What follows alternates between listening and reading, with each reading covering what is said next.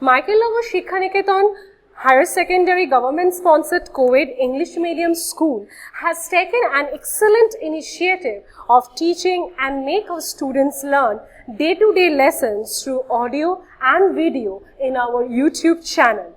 Teachers of all the subjects are working hard to enhance these online classes in the midst of this pandemic situation. It is a request to all the teachers, students and guardians to click the bell icon and subscribe our channel. Hello everyone, hope all of you are well. So today we are starting we will learn the chapter that is pressure of fluids, actually pressure of liquids and air. So what is fluid? You have to know what is fluid. Any substances that can flow and that has no fixed shape is known as fluids, such as liquids and gases are known as fluids. So now suppose this is a area, this is a container in which some liquids are kept, So the force acting, there are so many particles present in liquid, as this is liquid, so there are so many water particles present in these liquid molecules. So all the molecules are exerting pressure under the at the base level of the liquid. This is known as thrust. As any substance, liquid don't have a particular shape, but it has weight, because when you carry water bottle you can feel some weight. So it has a particular weight. It gives some pressure. So this is thrust. Thrust is basically weight. The force acting normally on the whole area of the surface of liquid, of any surface, not only liquid, it may be gas also, is known as thrust. Thrust is basically the force exerted by the particles of the fluids in the whole surface area, that is thrust. So thrust is basically force. The unit of force is same as the unit of thrust. SI unit is Newton and CGS unit is Dyne. As it acts, the force acts normally at the base level, it has a particular direction and a magnitude. This quantity has direction and magnitude, so this is a vector quantity. Thrust is a vector quantity. Thrust is basically force in a area. Okay, fluids don't have a particular shape. It takes the shape of the container in which it is kept. Suppose this container is filled up with gases. There are so many gas molecules present in this container. So all the gas molecules will randomly flow into the container, will go from one side to another side. So there will be collisions between each of the molecules. There will be collisions. Due to this collision, a force is generated, change of force is generated. They will exert a force along the side of the container and in the base of the container. So basically a thrust is generated thrust is generated in all direction, in the both sides of the container and at the base of the container. This thrust, when calculated per unit area, is known as pressure.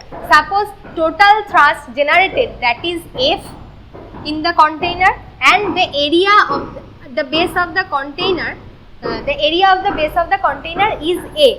So in unit area, thrust per unit area, that is F by A. F by A is the pressure exerted by the gas molecules in the container. So pressure is basically when the force or thrust acting normally. All the forces are acted normally. When acting normally on unit surface area is known as pressure. So pressure is basically force per unit area. Its unit is, pressure is thrust by area. So thrust is equal to pressure into area. SI unit of pressure is thrust. The unit of thrust is Newton and area means meter square. So SI unit is Newton per meter square, or this is also known as Pascal. CGS unit is Dyne per centimeter square. Other unit of pressure is also bar. Bar is used as pressure. 1 bar is equal to 10 to the power 5 Pascal. Bar is also used as the unit of pressure. Now we will find the pressure at any point present in the liquid. So we will do this, that is the mathematical expression for pressure in fluids. Suppose this is a beaker contains the liquid of density A. We are considering a point B in the beaker, any point, you can consider any point in the beaker, that is I have considered B here, and I have taken an imaginary cylinder surrounding the point B. So, this is my point. In this point I will calculate the pressure at this point, and I have imagined a cylinder surrounding this point. So, now the area of the base of the cylinder is A and height of the cylinder is H. So, what is the volume?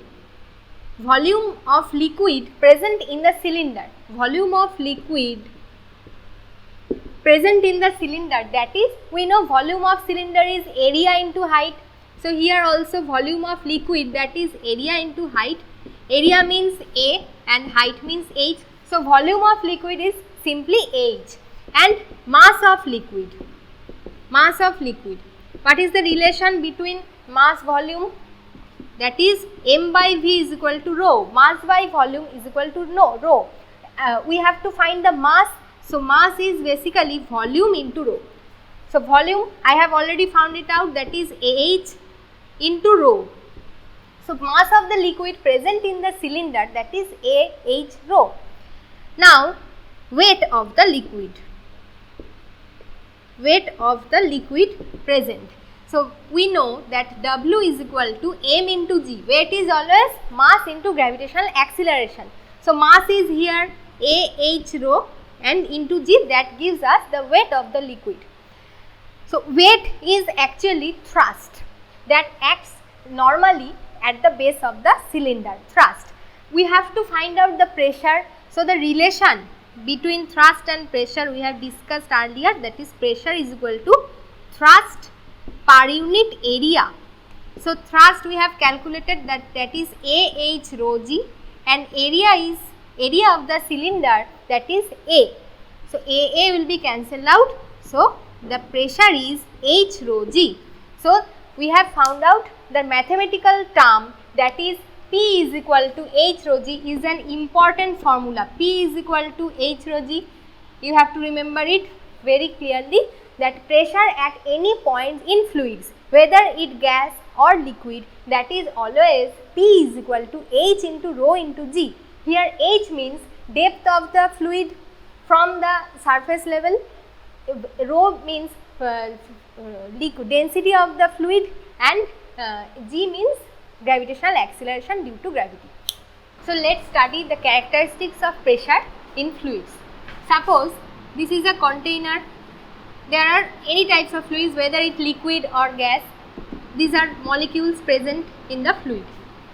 So, the first point is the pressure is same in all direction about a given point in a liquid. If these are liquid, so if there are liquids, so these molecules exerts same pressure in all directions. This the pressure exerted sidewise is known as lateral pressure in liquid. So, lateral pressure and the downward pressure, upward pressure, all the pressures are same about a given point. Suppose this is a point, this is another point. The pressure exerted in this point is different, and the pressure exerted in this point is different, because suppose this is the free surface of the water, and from this free surface the height of this point is h1, and from the free surface height of this point is h2. So, pressure depends on height also. Pressure increases with the increase in height, as we have seen that P is equal to H rho g. So, P is proportional to the height of the liquid from the free surface. As H1 is less and H2 is more, so we can say the pressure is this point, at this point is more than the pressure at this point. So, this I have discussed this point and this point increases with the depth. Another point is the pressure at all points in a horizontal plane at a given depth is stationary in liquid. Suppose we are considering only this layer of the fluid, this layer.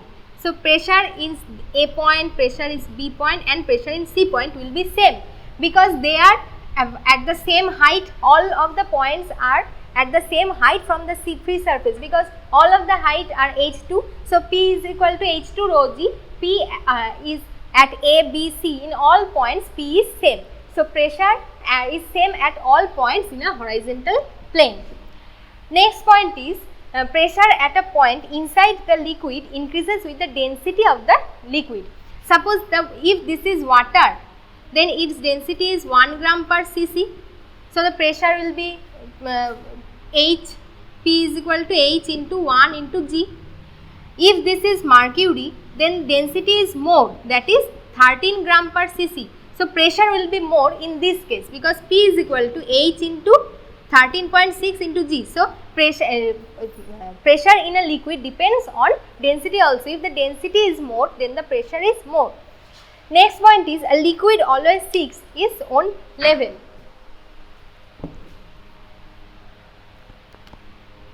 Suppose different types of container are joined. This is one container and this is another container. Their shape is different, but they are joined by a tube. If I pour water in this container, it will automatically go to this container and they will be steady at a same level. This is because the liquid has a property that it always seeks its own level and comes at rest in a same plane, in a same height. Both of the container, the amount of the liquid present in the container is different, but height of the liquid is same. So all of the points are discussed, but only this point is left, that is total pressure in a at a point present in the liquid. Suppose the point is here, A is a point. So the total pressure at this point will be the sum of atmospheric pressure and pressure at the point A.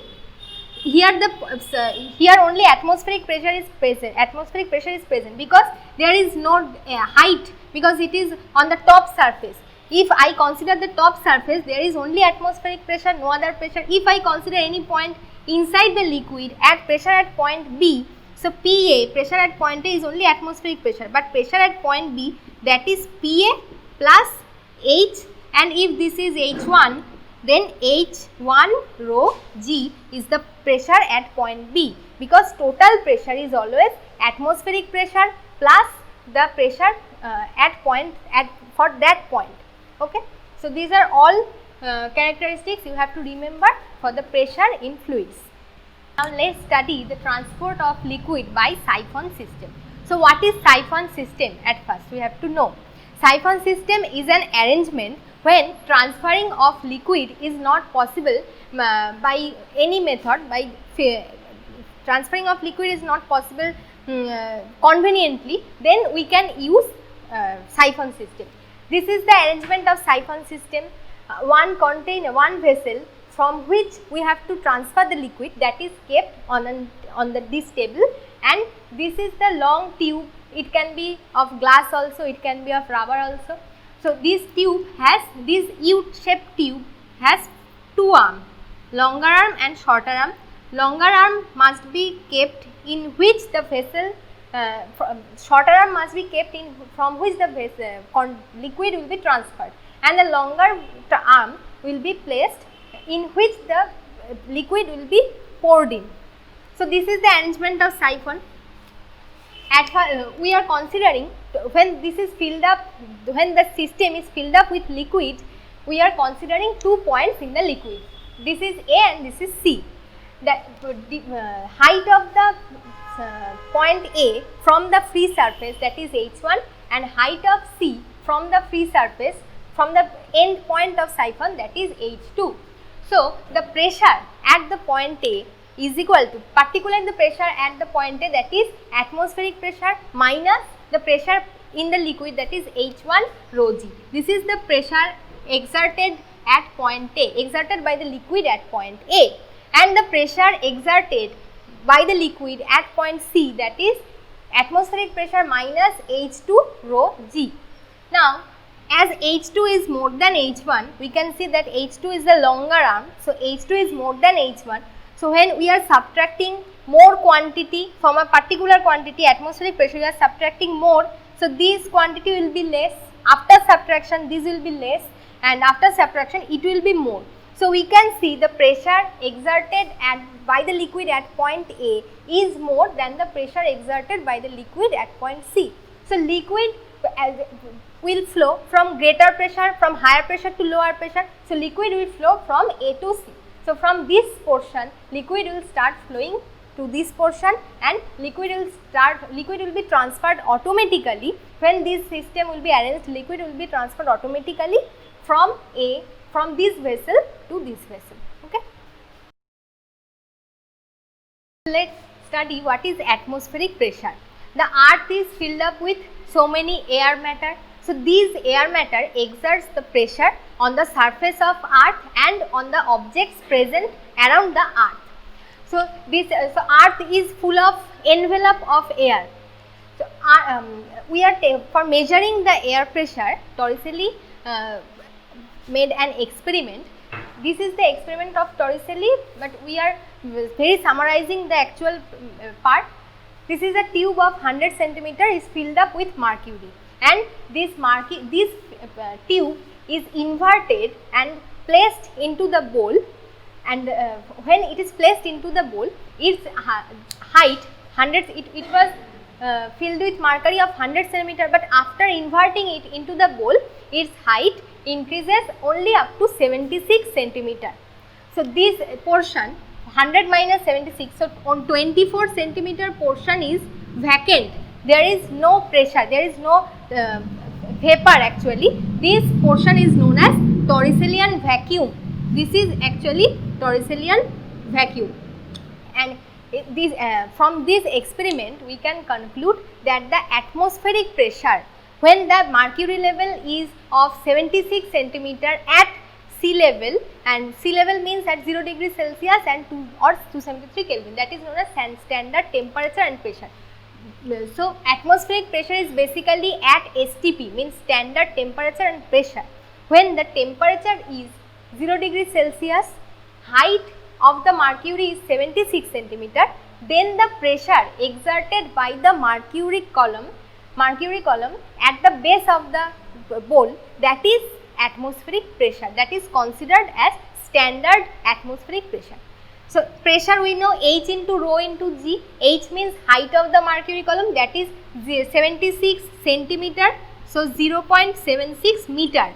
0.76 meter height, rho, H P is equal to H rho, and this is G. Rho is equal to 13.6 gram per cc. When we are, as we are doing the SI units, so it will be multiplied by 1000 for converting into kg per meter cube.